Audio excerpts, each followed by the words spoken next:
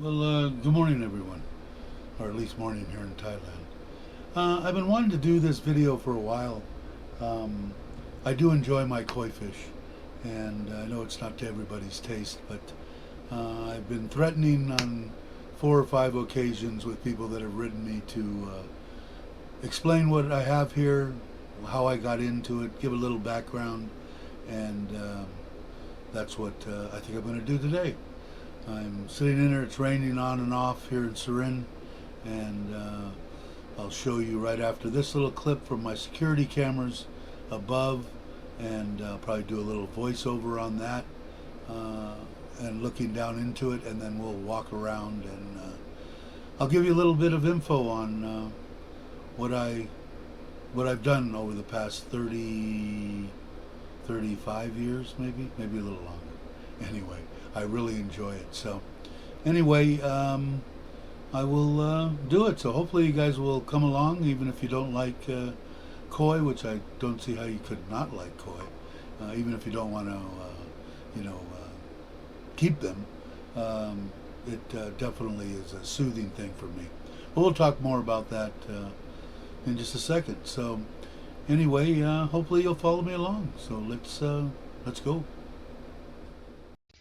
Well, hello everyone. This is the picture from my security cameras above my koi pond. Just a little overview of what the pond is. Both the pool and the pond are 4 meters by 3 meters. The pond is 2 meters deep. The pool is only 1.3. My wife doesn't swim well. We built it. I designed it, and then a cousin under my direction built it. The walls are about 13 inches thick. There are 2 rows with a concrete filled 4-inch space in between the block. And I haven't had any problem. It's been almost 3 years now, and it's been running great. The towers that I built were just filled with ceramics and had a screen on it originally, and then I changed over to the drum filters, which been about 1.5 years now, and it's the best thing I ever did as far as for maintenance and everything else. But we'll get more into that as we go out and take a look at it. Let's go. All right, I'm back. So this is in my man cave. If you guys are familiar with the channel. My wife is quite into plants, as you can see. Every inch that dirt is filled with plants that she has planted, and the rest of it is concrete. This used to be, this is 3 sections now. It used to be 4, but the drum filter was so high, it was really hard to get to. It's still a little bit of a pain in the ass there, but what it is, these are all filled with, the top 2 are filled with ceramic, and the bottom is filled with oyster shells. I do want to clean up this one day, some of this piping. As you can see, it's pretty, it's like a jungle, which I like. I mean, I really do like it like that. What it is, this is 4 bays here. There are 2 12,000 liters per hour pumps in here, 1 to each one of the towers. I'm imagining they're about 10,000. I didn't get down and do all the calculations on, because I'm over filtrated anyway, even though I'm overstocked also. About probably 10,000 liters an hour, with the loss in pipe and fittings and that kind of stuff, and head, although it isn't really that high. Yeah, so in here, and this filter needs a clean right now. It's due tomorrow. This is oyster shells here. This is Japanese filter mat here, and this is where the 4-inch bottom drain, I don't know if you can see it in there, comes up and in. This coming out in here, I built this, I think it's 30-inch pool filter. I redid the configuration on here for it to flow backwards. There's plastic beads, or actually just plastic media, the little like K1 or mini K or whatever they are, beads in there, or plastic pieces. And this pump is 18,000 running to that, and then that runs to the waterfall there. So you can see the piping down here. There's just 1.5 inch drains on the bottom of it. I would do that different. I think I would go bigger if I was to build it again, or build a new one, which I'd like to, but I don't think it's going to happen. Although we did acquire this property over here, but that's where my garage is. And then this is the balcony where I spend a lot of my time. This is our bedroom, and we got to cut back. My wife would have my wife cut this back, but they're definitely a little on the hungry side. Maybe we'll get them some food and throw it.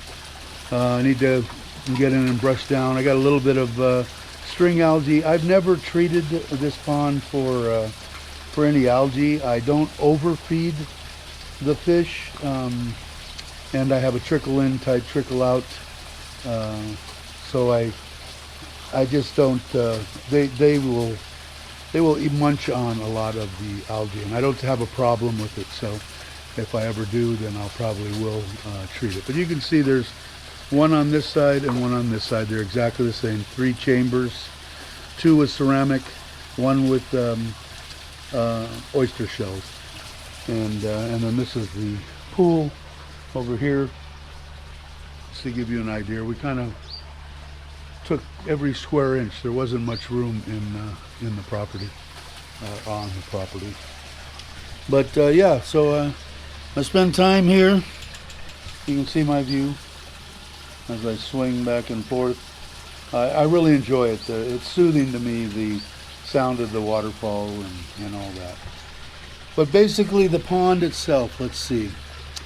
Like I had said, it's 4 meters by 3 meters by 2 meters. And and here comes Bear. He likes to be on camera. You a good boy? Huh? Okay. I know, you want to shake. And here comes the girls. They're pregnant now, so we'll be having more labs. That's from the last litter. But anyway, I'm getting off. Hey, go lay down. Go lay down. Go lay down.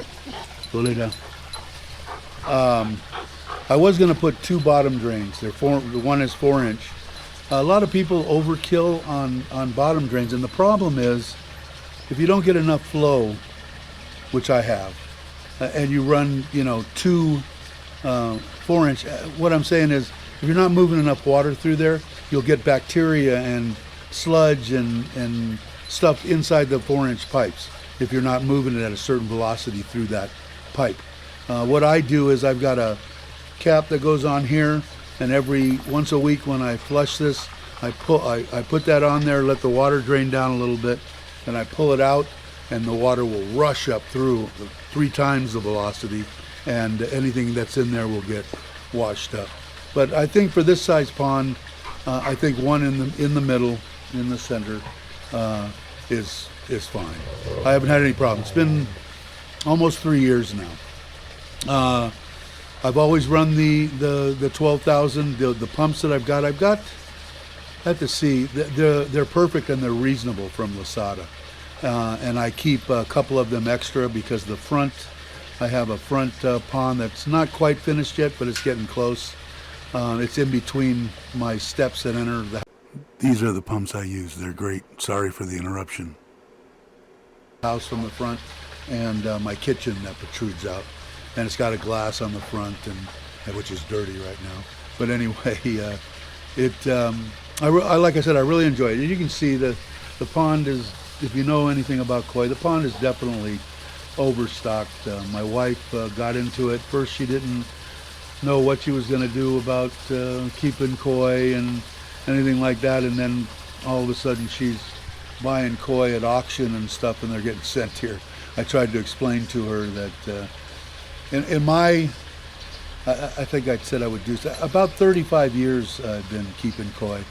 The thing I like about Thailand is if you get into, or if you start in the koi, raising koi, or keeping koi,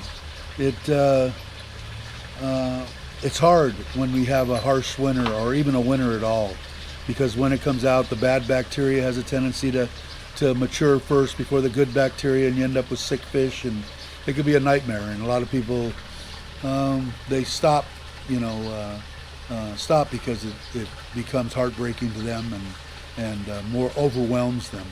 The thing I like about Thailand here is we really don't have a winter. They can be fed whatever they want pretty much year round, which makes the growth phenomenal if you decide not to overpopulate like I did. But I enjoy it. We've got fish. My wife likes, fish she likes. A lot of people ask me that too. Well, what should I do? If you're going to show koi, then you need to know a bunch of stuff. If you're not going to show koi, you need to you're going to be the only one looking at it every day. So it's got to be something that you like, to look at. Doesn't have to be perfect. Doesn't have to be a perfect kohaku or senke or anything. It doesn't have to be. And unless you're going to show them, like these fish are all Japanese fish that were bred.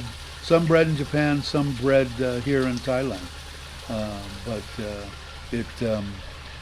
It's interesting. It makes it a little bit easier. People think they're like goldfish or something. You can. It's hard to kill them. Well, not really.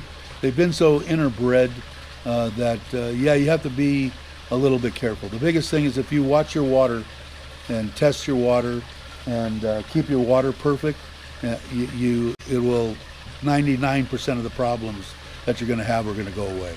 If you don't, and you let the ammonia spike and stuff like that, and your fish start dying, and then the sick ones contaminate this and that, it could be a nightmare. But it's not that much of a deal. Once you get, I only test this water maybe once a week at the most. After a while, you'll see that how it stabilizes. I like the oyster shells. I think they help immensely. I've seen a couple of trips lately to Japan, and it seems like they're using a whole crap load of oyster shells underneath their walking platforms around their indoor koi ponds. So I've been using oyster shells for years. It seems to hold the water a lot more stable, KH, pH, everything. The fish can live pretty much in any pH, and I say that not literally, but in a big pH range. What they don't like is quick change. 1 second, 7.5 and then 8.5, a big jump. They don't like that. But as long as it's slow and whatever, it's fine. So if you take care of the water, take care of your maintenance and stuff like that, you're probably going to have healthy fish. Of course, if anybody has any questions about anything, I have injectables. I've been treating fish for a long time. In the comments, ask me any question that you'd like. If you see this and you're here in Thailand, whatever, that's fine. So we originally went to get the waterfall, which is a heavy, it's all concrete, but I like the way it worked out, and it looks really like you're in the middle of a jungle, and I like it out here.